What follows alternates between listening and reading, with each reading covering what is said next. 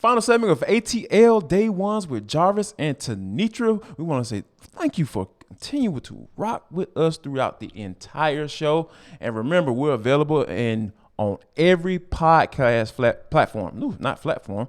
Platform. Whether it be Apple, it'll be Spotify. We are wherever you lay your head to listen to podcasts. That's where we are. And wherever you go, though, make sure it's a friendly reminder.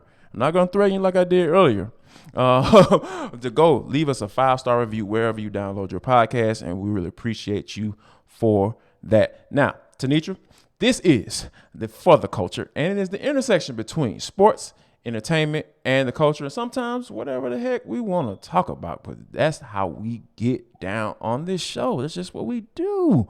Now, we talked about Atlanta Hawks as far as all the trades that they've made, and I know it's only 2, but that's a lot. And this roster is going to look considerably different once they get ready to tip off in the fall. So the trade that I think that the Hawks got the most value, though, is when they traded for Dejounte Murray, because we know that the news recently coming out about Donovan Mitchell being made available, and we know that the Jazz are asking for a king's ransom in return for them. How does the Dejounte Murray trade look to you now? We know how we felt about when initially, right? You're getting a two-way player, you're getting a guy who can play defense and distribute. You have Trey can be able to play off the ball, all of those benefits now, right? But now with the news of Donovan Mitchell coming out and the Kings ransom that the Jazz want in return, right? How does that trade look to you now? Yeah, even better. And we were excited about it when we heard about it initially because, hey, who wouldn't take a 20-8 guy if they can get him? Indeed. So you look at that, and that's exciting because, like you said, two-way play in that backcourt is critical for the Hawks to be able to compete with the heavy hitters in the East, right? But in addition to that, you talk about assets and the fact that the Hawks really did not have to give away any assets to get Dejounte Murray. So that those pieces, I think, are so critical, and it makes him even more of a bargain than we saw, because right now what the Jazz are asking for, and don't get me wrong, the Jazz had come out a couple of weeks ago and said that they were interested in shopping Donovan Mitchell, they probably would have gotten a lot more, probably would have commanded those 4 picks those 4 first round picks that we've seen with some of the trades, like a Rudy Gobert situation, right? But ultimately, they're probably still asking for at least 3 first round picks, and they could be asking for other assets that really you would never want the Hawks to have to give away. So I believe that from the perspective of, yes, you do get a potent shooter in Donovan Mitchell, but the Hawks are pretty good in terms of offense for the most part. They may have, some challenges or maybe some improvements that need to happen in the front court, admittedly. But I do believe that that's going to be taken care of, especially because you have the backcourt coming together like it is, coupled with the fact that you've got DeAndre Hunter doing what he's doing. So he's improving offensively. So I believe that overall, this could not have worked out any better for the Hawks, because remember, there was conversation over and over for weeks and weeks and weeks ad nauseum about Donovan Mitchell and the possibilities of him coming to the Hawks. And although we all liked that because, hey, someone who could complement what Trey was doing, and, they have a good rapport and a good relationship, everybody still had that question mark when they looked on his stat line and saw what the rebound situation was. And it's like, hey, if you can't bring us boards and you can't give opportunities for second chance points to help the backcourt in that category, then kind of where's the value? And the other piece there is this: when you think about the assist to turnover ratio, Dejounte Murray also has a good assist to turnover ratio. So I just think overall it works.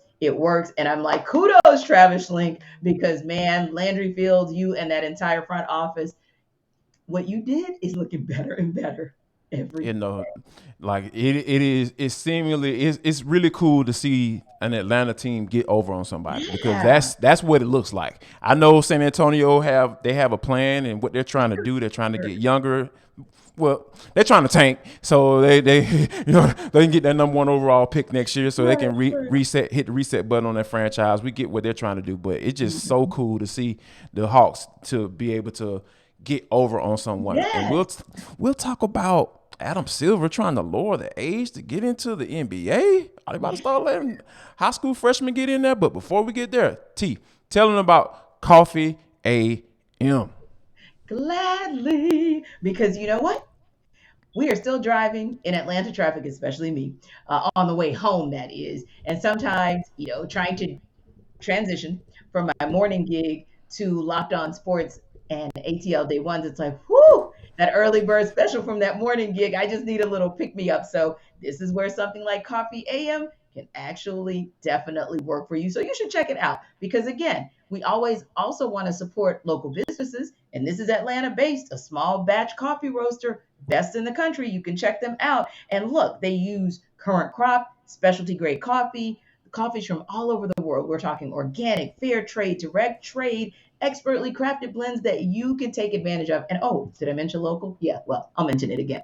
Local to the ATL roasting right in your backyard. So you can go to coffeeam.com/locked on today. Take a look at their full menu of coffees. And yeah, I love teas. So check out the teas and their gift sets. That's coffeeam.com/backslash locked on. Use the coupon code locked in because, of course, you want to get 15% off at checkout, right? Again, coffeeam.com/locked on to get the best small batch coffee maker in America. Go and get your coffee because I'm on it every morning. I ain't playing around with y'all folks, man. Like I got my coffee AM cup ready to go, and it got something in it just in case y'all think it's just a prop. This is the real deal. All right, now T, Adam Silver is I hear having some conversations, talking out there in summer league.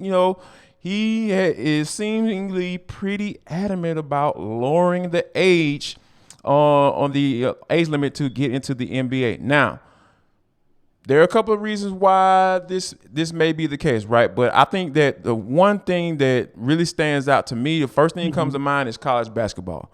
Oh, yeah. And I think that, this is something that the NCAA may or may not be leaning on him about because they don't want to necessarily have guys that are going to be only in school for like 6 months, Yeah.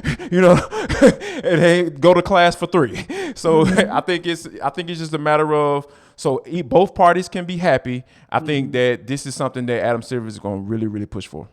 Yeah, and I think when Michelle Roberts was the executive director for the NBA Players Association, it was something that she brought to the table, and they had a lot of dialogue about it. And Adam Silver, you got to give a lot of respect to him for being able to make the pivot because, like he said, he was against changing it a couple of years ago. But after talking with Michelle and also after looking at the current landscape, like you said, of college basketball, where name, image, and likeness, that's a thing. Right. So, yeah, you may have players currently who are looking at, hey, I just want to do this 6 months and then get out of here and I'm going to go to the draft. But what if they were potentially able to make as much money through NIL and stay a little bit longer? Now, Houston, you may have a problem because what if that NIL money for the best players is now bumping up against the rookie minimum or even the rookie max for those who are drafted in the lottery? That's when it starts to become a problem. So he admitted, Adam Silver said that was one of the things